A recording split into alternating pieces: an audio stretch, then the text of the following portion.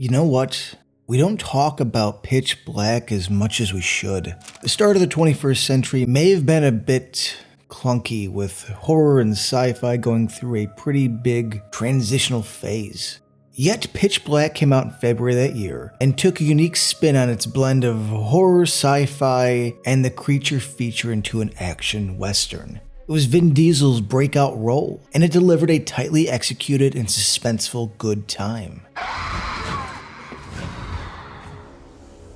Looks clear. Yeah, there's a bit of schlock, a sprinkle of cringe on what trended as cool in the early 2000s. Listen, time moves on regardless, so it's no different from any other era.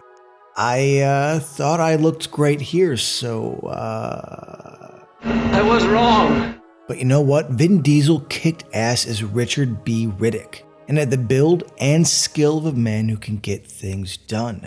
With the current film business in this sort of corporate boardroom trend of anything over indie level, this flick has stood the test of time and makes for one great revisit. So today I want to talk shop about the scene that sells why this worked in 2000 and still works today.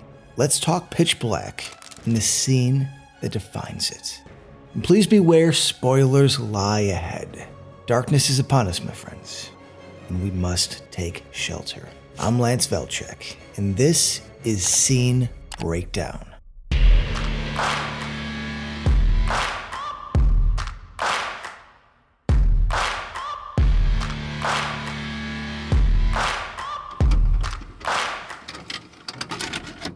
I saw this opening weekend, I believe with my dad.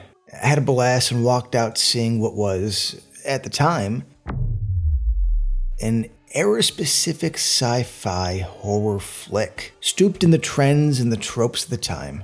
That's what I've always respected about the 90s and early 2000s. There was still money in the one-offs. Single stories set around an interesting concept that was usually meant to start and end in the same story. No universes, no spin-offs, or franchise plans. Pitch Black is the type of movie that would likely be a streaming original for half the budget today. But, God bless the early 2000s, but angsty and angry high-concept movies were still getting made.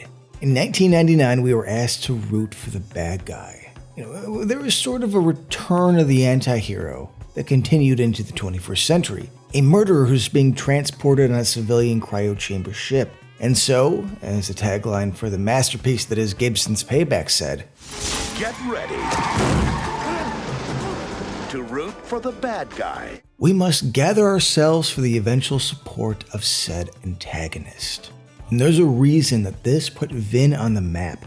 It's the role he was meant to play, a role that lends itself to his strengths while having enough heart for an emotional attachment. It may be dated, but Riddick taking over and leading charge is the movie moment that makes cinema great. Canyon ahead. I circled once to buy some time to think. And quickly, a scene that needs to be mentioned that I've always really loved is when they strip the dropship for parts and create a light barrier as they traverse through this alien world, with Riddick eventually abandoning them for us to get the surprise twist of the movie.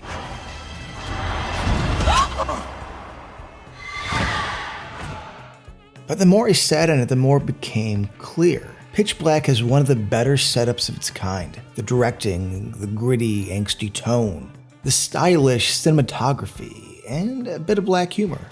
I thought it was him. I thought it was Riddick. Things are going well when some teeny meteoroids cause a shitstorm. Waking from cryosleep, First Officer Simon Owens, Mr. Greg Burke, and co-pilot Carolyn Fry Rhoda Mitchell. They try and gain control, but comes down to how to adjust for a crash landing. Fry wants to dump the cargo, being human lives here, while Owen believes they all still have a chance. It's an intense and hectic situation that's sold, of course, by the editing. As the spaceship heads towards the planet, you're thrown into a whirlwind of flashing lights, loud noises, and wild camera moves. There is an artistic music video vibe with this opening I love. And director David Twohy and editor David Egby add a lot of flair and style when it could have been played far more straight. Clearly there's still an alien influence, but tuned to that hectic 2000s energy. The editing shot approach not only grabbed the audience's attention, but also establishes the film's visual style. Quick cuts between different perspectives and angles create a sense of disorientation. We're experiencing the same as the characters on board. Hell, the use of rapid montage equates to the life or death emergency and urgency of the actual situation. Of course, propelling the narrative forward. And it's building on the movie's strength, its relentless momentum. And let's not forget about Diesel's introduction as Riddick. His smooth Scotch voice, in the most somber of tones, talks about the effects of cryosleep. They say most of your brain shuts down in cryosleep. And how a deep, primal part of the brain stays awake. Surprisingly haunting for this sort of action setup. I'm really into this sort of ethereal narration about his surroundings, and in doing so, introduces all of the characters. Each character is afforded a brief moment of focus, allowing us to gain insight via Riddick into each of their surface-level personalities. It's a strange, yet perfect move to make. Cut to the crash. And again, a little bit of flair goes a long way. Fry's overload of terror turning into almost some sort of acceptance. Viewed through this distorted look, cutting between mirrored shots, the close-up of the eye, the ground closing in, and then a moment of calmness before the windshield gives in. Everything's going to shit as William Johns, played by Cole Hauser, hangs on for dear life. One of my favorite trends from the aughts was the intense wham bam openings. I talked about a similar thing in my Dawn of the Dead remake video. Is it a virus? We don't know. How does it spread? Is it airborne? Airborne is a possibility. We don't know. Is this a health hazard or a military concern? Both. Are these people alive or dead? We don't know. But Pitch Black gives it that odd, almost mid-90s MTV aesthetic, which honestly brings me back to a more artistic era of mid-budget movies. As opposed to my other videos, this opening tends to be a bit more vague. It sets up the tone and style, but we're really not exactly sure what's going on. For a space western mixed with a creature feature, director David Twohy and company made what could have easily and fairly been placed in the B-movie territory. But this defies genre tropes, and as my dad said to me when the movie ended, opening weekend, everybody that would normally survive dies. And it's true if you think about it. In the end, it's just Riddick, the kid, and of course the great Keith David Zapu. And listen, this is a tad by the books in terms of where the story actually goes. But for being a bit formulaic, Twohy found a way to keep things uncertain. See, Pitch Black is far more odd and tonally interesting than you remember. Yes, it shows its age, and the CGI does look rougher by the day. But the story and atmosphere hold up with a timeless quality. A tale of survival will always live on. In this opening, it sells it all.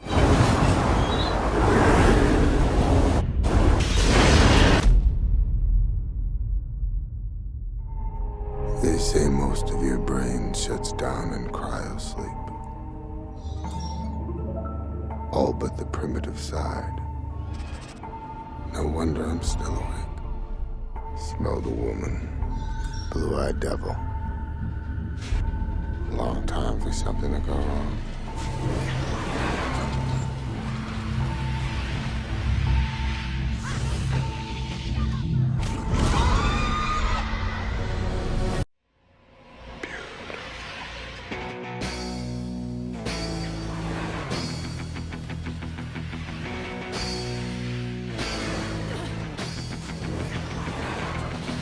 Seems like the world is moving on. Didn't stop to look around. Didn't give a shit if you're crashing down. You can close your eyes but not your skin. Don't believe what you refuse to see. Won't find a way in. Well, I can't ignore a certain fate. The result of people fighting every day. Try it and you'll find that it will eat you and the picture and then leave you with nothing but a bird top soul.